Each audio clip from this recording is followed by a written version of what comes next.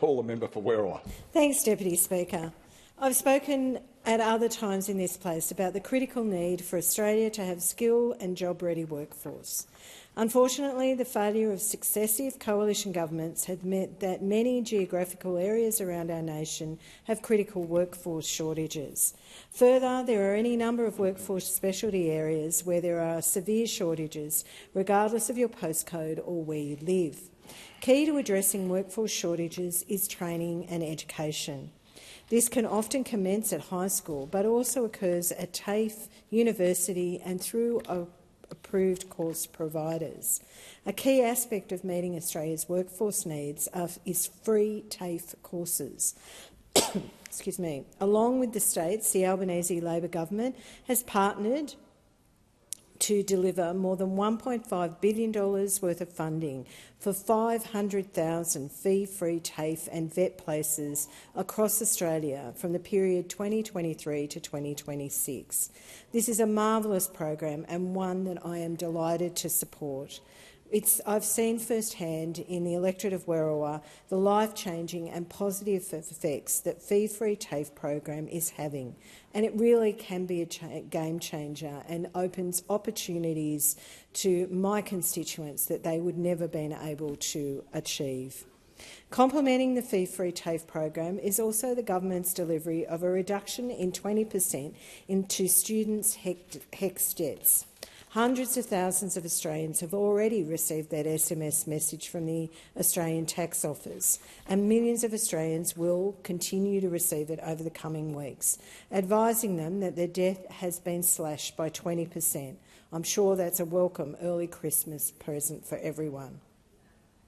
And important and relative to the matter before us now is the VET student loans and are also included in the debt reduction scheme. Student loans for vocational education and training were first introduced in 2008 under the VET Fee Help scheme. Without these VET student loans, many students wouldn't have had the opportunity to undertake tertiary studies, with a serious flow-on effect for Australian businesses and industries. The 2008 scheme was subsequently replaced in 2017 by the VET Student Loan Program. In 2017, the 2017 program had its own legislative framework while still continuing to use the same system platforms. A review of how VET student loans are administered has been identified that there is no role for VSL providers to handle tax file numbers in the Act. To be clear, VSL providers are registered training organisations approved by the Australian Government to deliver these approved courses, including TAFE institutions and private colleges.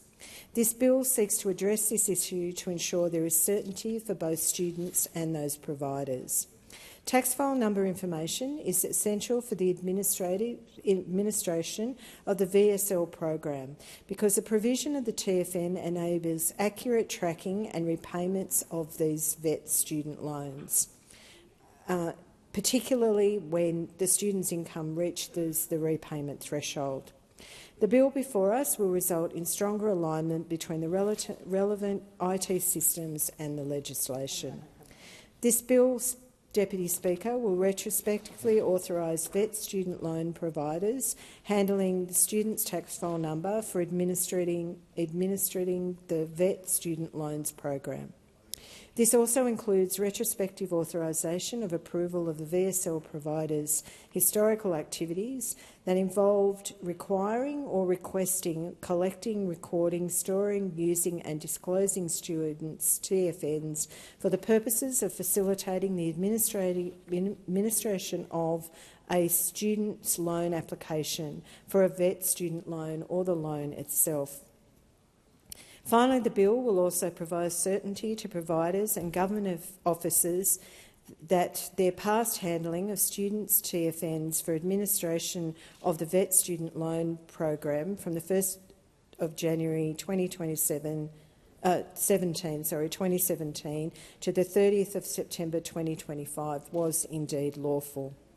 Importantly, the matter this bill speaks to has been addressed throughout 2025 as the department has made updates to relevant IT systems to mask the VSL student tax file number, meaning that VSL providers no longer needed to handle the TFNs.